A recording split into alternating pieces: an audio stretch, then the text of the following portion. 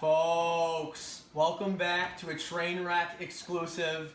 We have Cocks and Cannons, episode 3, recapping week 3 of the EPL and everything else around soccer. Tonight in studio, a very special producer. We got Topher. Glad to have him back. Myself, the host, Degenerate, along with producer Bers and Petti Roosevelt. First, we got to start with arguably the biggest goal of the week this past weekend. Raheem Sterling wins it for Man City in the 97th minute. Petti Roosevelt, thoughts? I mean, I couldn't believe it. 1-1 game, he comes on. Just absolutely snipes it. 92nd minute goals do not happen often, and of course it's for a good team that deserved to win. I mean, they dominated the game, to be honest, so they did deserve it, and finally they buried at the end there. Yeah, like as a soccer fan, those are the kind of type of games you really want to see. You know, the late surging games, and they get the last second goals because that really just doesn't happen. That's how you separate yourself very at the top of the table. The finish, yes. You're playing 90 minutes a game. A lot of fatigue comes into it, so if you can actually get a big finish like that at the end, that's huge. That's huge. So, real quick, I noticed that he got another yellow. He got 2 yellows in that game. He got another yellow in the 99th minute and got tossed. What happened there? I didn't see it. Right. Bers, you want to take it? Yeah, going into that goal, he had 1 yellow already. Okay. And he just simply scores a big goal, which he's going nuts and really pumped over. I mean, that's understandable. Mm-hmm. Right. The stewards, the police officers, are trying to keep the Man City fans, which they're just in a little corner. They're playing this game in Bournemouth. Oh, okay. So there's this little corner, and the cops are trying to hold the fans back. They're already struggling to do that. And then Sterling comes in, jumps into the crowd, and makes it even worse. So he finally, he gets back to the center line, and referee gives him the second yellow and the red. He's off, and then So just like over celebration. yes, and then the whistle blows. So what's the ruling on this? A red card? Does he miss a game next time, or he misses the next 2 games? What's the ruling? Because I know there's some stipulations on too many yellows and a red or whatever. So, yellows do stack up, but not that early in the year. Like Yeah. Your first 2 yellows, I don't think you get a ban for that, if I know correctly. I gotta check the ruling on the Reds. I know they're trying to change some things, but I don't want to say something that's not right. Right. So, but other than that, I mean, it was a great game. it was a great game with a great finish. It was the game of the week, no doubt about it. Right. Well, let's stick with the Manchesters. We'll go to Manchester United. They get it done again. 2-0 win. Lukaku missed a PK, around the 45th minute, I'd say. It was at the end of the first half. End of the first half, he missed that. But once again, Manchester United dominates, and they're, top of the table with 9 points. Yeah, they have scored 10 goals, have not allowed a single goal yet through 3 weeks. Wait, it's 10-0? Yeah, it's 10-0 right now, yeah. 3 straight wins, 10 goals in 3 weeks, which is absolutely ridiculous. Obviously, their first 2 games were 4-0, and this past one was 2-0. They've been incredible. I mean, it's absolutely insane. And Lukaku's leading the PL in scoring right now. He's got 3 goals, so he didn't score last week. It was Marcus Rashford for them. He's their young striker. Mm-hmm. But they look obviously incredible at this point.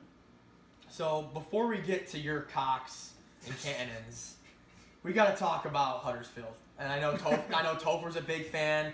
This team gets back in the EPL this year. They still have not lost, and they have not given up a goal. That's got to be a party in that city. Who has the better defense, Huddersfield or Man U? I mean, It's tough to say. Who's going to let up a goal first? Huddersfield has not given up a Premier League goal in over 40 years, and that's just straight 40 straight years facts. without a PL goal. Straight I mean, facts. I've never seen a more dominant effort since LeBron James making 8 straight NBA Finals. I mean, Huddersfield is incredible. Yeah, Honestly, guys. just chilling up there in north central England, grit. I'm gonna be the guy that's gonna bring you guys back to earth here a little bit. We are 3 games into the season. They are newly promoted. They're starting off hot. I highly doubt they're gonna be another Leicester City, but really, I mean, you're comparing Huddersfield to Man U, Rashford, Fellaini, and all this other great star power, guys. I mean, Leicester could have been trailblazers for all we know. they so don't need to we'll score see. goals if they don't give them up. I agree. Like, you just... Yeah, but this is a different Solid year, defense. man. We'll see.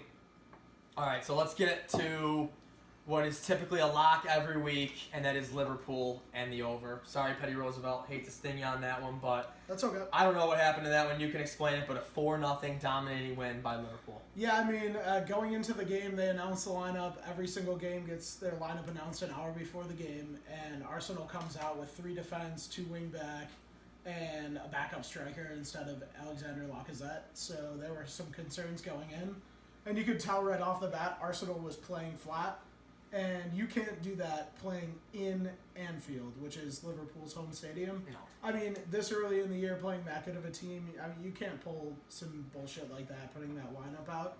You have to put in your top guys, and they got absolutely shit on, like they should have. And now it looks like Alexis Sanchez and Alex Oxlade-Chamberlain. Sanchez is a winger, their best goal scorer, and Oxlade-Chamberlain is one of their outside midfielders. It looks like they're going to move both of those guys because they can't stand playing for the team right now. Remind you of someone? A certain American football team. Nothing to add on that. But Yeah. with your Arsenal talk there, I mean, too. they I had look like nothing to add. Like, you hit it right at the point. I mean, there's stuff. Wenger there's out. They look like absolute shit. Wenger will never be fired. He's he's there for eternity. How do you keep this guy in when they have one of the top 2 rosters in the PL and he just can't win? It's embarrassing. Does the Rams owner even know that he owns Well, that's Arsenal? that's the thing, dude. Stan Kroenke is a terrible owner across the board. Every single sports team he owns, he fucks up, and like it's happening now in soccer too, and he's not even there. So it's just ridiculous. With Topher's little football analogy right there, could you say Wenger is the soccer relation of Jeff Fisher? I mean, he's not that bad. Oh, come on. It's not like Wenger's the most losing coach in Marvin Lewis. Okay, I like Marvin that. Lewis. Actually, I like that one better. That's pretty good. He just I'll take can't that check on he that can't get fired. You could even go with like Mike Tomlin too. He wins a couple and he just is going to have the job forever. Yeah, it sucks. They're terrible. So let's move on from them. I'm enjoying this conversation. I'm not. And you know where we're getting to now? My Burnley. Oh, it's huge. I live bet draw right before the first half was ending, about 5.5 to 1. And then who was it? Ali or Dolly goes up 1-0. Dolly Ali. Dolly Ali. Dolly Ali in the 49th. Dolly.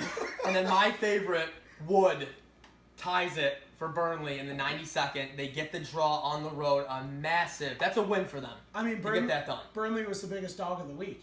Yes. Spurs were the heaviest favorite. So, I mean, that was absolutely huge. I mean, Spurs and Arsenal look absolutely awful right now. And it's kind of hilarious. It's pitiful. And what's up? They just can't play. They can't play at that field. What is it? I don't know. I wish I knew. I wish they knew. They just can't win there. They've won 1 game now, makes it 11 matches. 1 win in the last 11 matches at Wembley. So I love. Ready? Wood ties the Cox in the 92nd minute. So What's going on in London? you can't write These that. London teams, they're all North London is a shit show, West except Ham. for Chelsea. Well, Chelsea even had that bad start that first game. Right. That first Yeah. game was pitiful. I mean, West Ham is worst off though. East London. West Ham should not be that bad. We have a good friend who is a big West Ham guy. who also likes Encore, so it's kind of funny they're at the bottom of the table. Oh, Jesus. Shots fired already. Jeez. But how about Brighton? They still haven't scored a goal yet. I absolutely love it. I mean, it's like Aston Villa. They just can't score. They get dumped on every game. It's awesome. I love seeing these teams get promoted and just sent right back down to lose. Like, it's hilarious. Absolutely hilarious. Thank you for your stay. Go right back where you But they get like millions of dollars from it, and they'll win the championship again next year and come back. Like it's fun. I mean, yeah, that's Andy's Brighton and Hove Albion. Brighton Hova. So we're gonna switch to another league real quick. Dortmund. I mean, they won again. It's they're dominating. They're obviously only 2-0 because the Bundesliga starts a week later. They played Hertha Berlin, which is one of the better teams in the Bundesliga. I believe they finished 5th last year. They're a top. So- they're a top 5 team in the league. Right. So that's another good win for Dortmund. They've scored 5 goals. Haven't given one up yet either. They look pretty good. They're a solid team from forward all the way back to D. You know, Right. they're a complete team. Of course, that's gonna be the only team that's really gonna compete with Bayern Munich to win the title, Right. which they've seemed to win every single year for the last 10 years. Yeah, I mean, they're sprinkled in with Bayern or Dortmund a few times, right. but I think it's going to be a good year. Watch Dortmund and Bayern Munich face off for the big title, unless we get another Leipzig from last year. Yeah, Force in the hand, right, which was another Leicester City, if you will, kind of making a final push, but they couldn't pull it off at the end. But I don't know. Dortmund's looking good. Pulisic's looking good. Aubameyang, how do you pronounce that? Aubameyang. His name is Pierre-Emerick Aubameyang. Aubameyang. Pulisic. He's scored about 6 or 7 goals in the last 4 games. Yeah, he's on freaking fire. He is one of the fastest players in the world. He's on. incredible. There's a lot of rumors with him flying around, transferring out. It's because they're talking PSG. You're Right. hearing Real Madrid. You're hearing Barcelona. You're hearing all the big clubs. So we'll see what happens. There's just not enough space. That's really the issue. That's it. Honestly.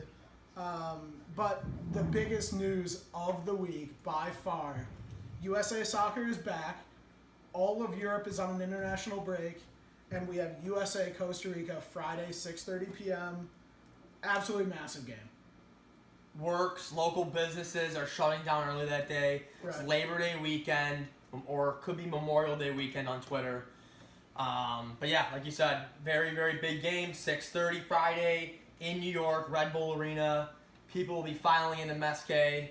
Who knows if Topher can make it home that night. I'll carry him home if I have. I mean, he is less than a block and a half away from Mesquite, Yeah. so he'd have to be in rough shape. That's very far considering how big the Carlsbergs are at Mesquite.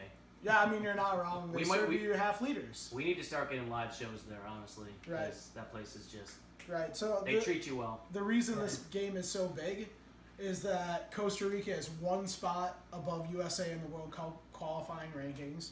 Costa Rica is 3 points ahead of the U.S. They're in second. U.S. is in third. If USA wins outright, they are tied for second with Costa Rica. It was absolutely huge.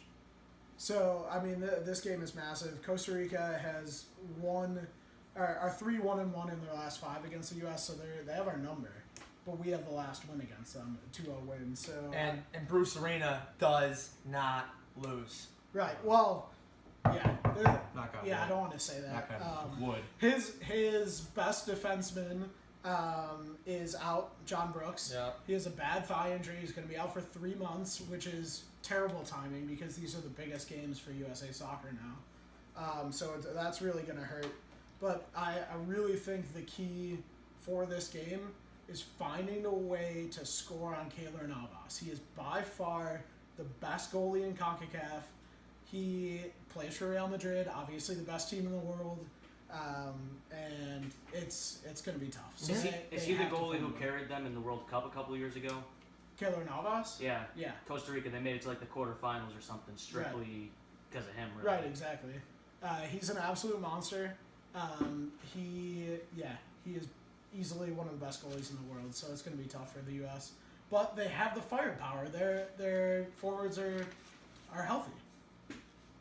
So, Bruce Bers, let's talk about some USA players who are currently playing over in Europe. Yeah. Enlighten us, please. And, everyone knows about the MLS, which the majority of the roster on Team USA plays for the MLS, but we do have some big players that do play in Europe. Right. And obviously everyone's familiar with our Christian Pulisic playing for Dortmund. Right. But we also got another Wood, Bobby Wood, plays for Hamburg in Germany also, which is another Hamburg. Hamburg. It's Hamburg. We're not in West New York. we're not- West New York we're it's not- Hamburg. We're not Germany in it's Erie Hamburg. County Fair, right? Hamburg. Yeah. Hamburg. Yeah. Al's still learning soccer terms and all this stuff. But Jeff Cameron, a longtime Stoke City stud defender. And that guy, that was one of the, would you say that's one of the first Americans really to make a staple, other than Clint Dempsey? I mean, Dempsey was a former Cock, former Spur, but I don't know. I Yeah, digress. I mean, Cameron's been there for a little bit. He's a staple for the U.S. I mean, he's solid. And you can't forget Fabian Johnson. And ready for this one, Al? Borussia Mönchengladbach. I mean, I can't even, like, Wouldn't even have a chance at that. good luck. We'll see them in the Europa League again. And they'll beat the Spurs. Right. Yeah, I mean, they have a bunch of players. You can see, like, still there are remnants of Jurgen Klinsmann on this roster still, even though Bruce Arena's there. And a few of these guys that we have playing overseas are German-born players themselves. So That is a very good point. That's like a big.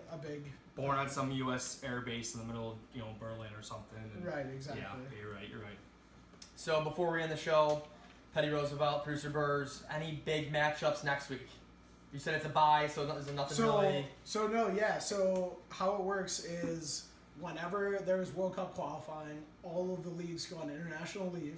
Okay. So no one plays their Premier League, Okay. their Bundesliga, any of that. Mhm. The whole world stops. But what we do have is some really good World Cup qualifying matches where we can see the best players in the world going against each other, playing for their countries. And I know, Bers, you have a couple. I mean, there's a couple big matchups. I mean, obviously, you got Sweden, Bulgaria, and the Netherlands, France are going to be a big matchup for that for Group A. I think it is in the UEFA World Cup qualifying. I mean, I know other people are really going nuts for the Faroe Islands this weekend. That's a big one to watch. Iraq's going to Thailand. Those are some big matchups. But Denmark, Poland, my Christian Eriksen on the Spurs versus someone else's Bayern Munich's Lewandowski plus that's a solid team. Actually, I'm looking out for Poland. Poland's got a very good team. Who am I forgetting? Blaszczykowski. Yes, former. Dortmund. Yeah, Dortmund. Was it? Blaszczykowski? Oh no, I'm thinking of somebody else. Yeah. Anyway, Everyone seems thought to I be. said a generic Polish name. There. I mean, you really could. You could probably that's pass. him. But yeah, a lot of solid matchups this weekend. A lot of great stars going to be all over the world Right. playing If you impactful games. Yeah, I think the game to watch is if you are looking for a star-studded team, you really have to watch France. I mean, we watched them play in the Euros last year. They're absolutely incredible. They are the hot team in the world. So France is really fun to watch. I would check them out. And the Dutch are playing awful right now, so this is a must-win for them. Yeah, too. they're ancient. I mean, there's really nothing the Netherlands They're getting can old. do. So, yep.